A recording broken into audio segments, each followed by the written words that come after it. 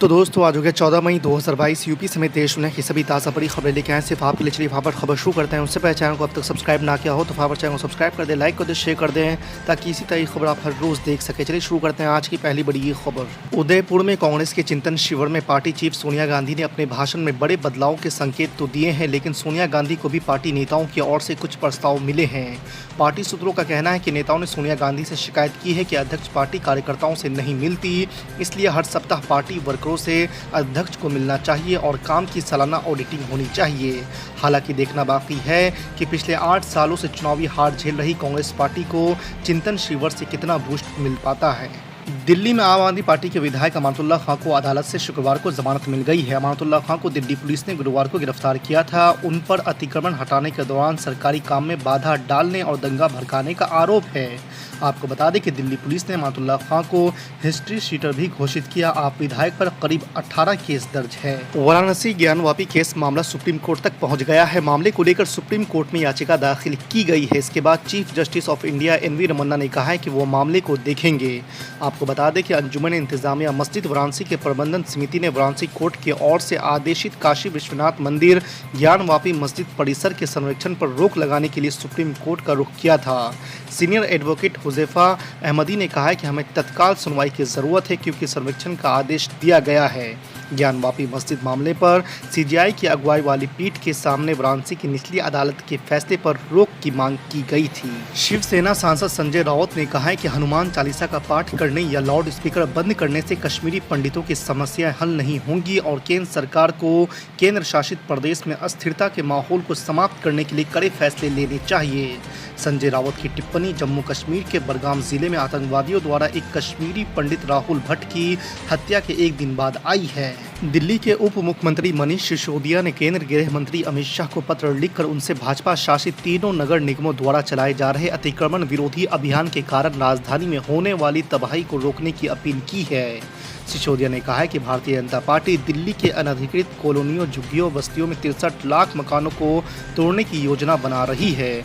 उन्होंने कहा है कि इससे राजधानी में भारी तबाही होगी। दिल्ली की लगभग 70% आबादी बेघर हो जाएगी। आम आदमी पार्टी इस बुलडोजर राजनीति का कड़ा विरोध करती है। उत्तर प्रदेश के मुख्यमंत्री योगी आदित्यनाथ ने शुक्रवार को मंडलीय समीक्षा बैठक में अफसरों की कार्यशैली पर सवाल उठाते हुए सख्त हिदायत दी। उन्होंने कहा है कि किसी गरीब व्यक्ति के ऊपर बुलडोजर नहीं चलना चाहिए और माफिया उससे बचना भी नहीं चाहिए।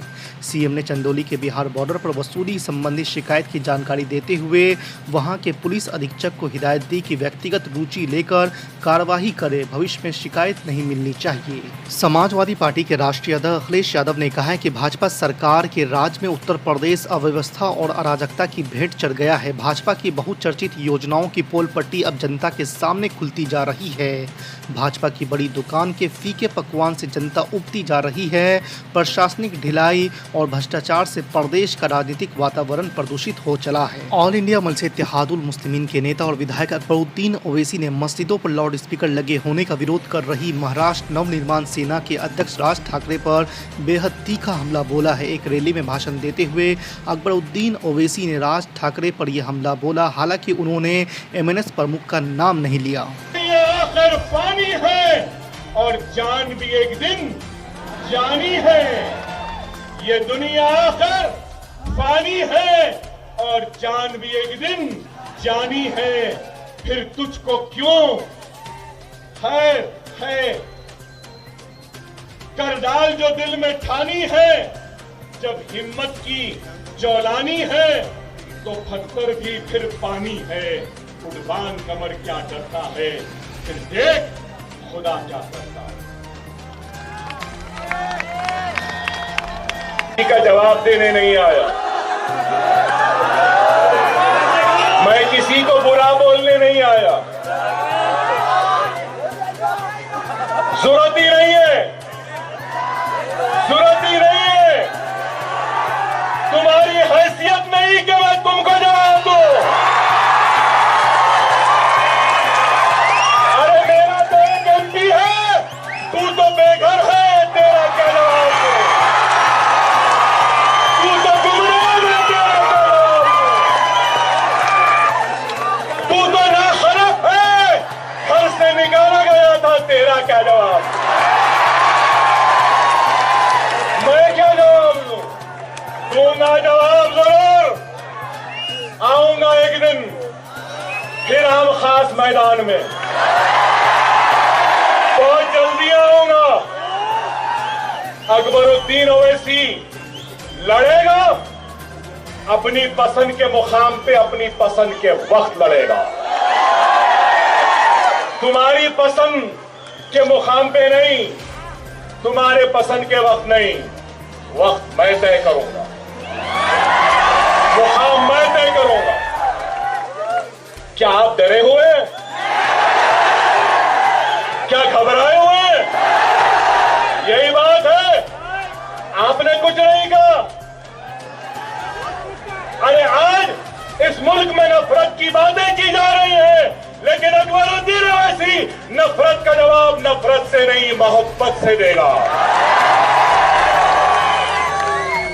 अज़ान की बात है, लिंचिंग की बात हो रही है, हिजाब की बात है, लेकिन याद रखो इन सब हालात से क्या तुम डरे हुए हो?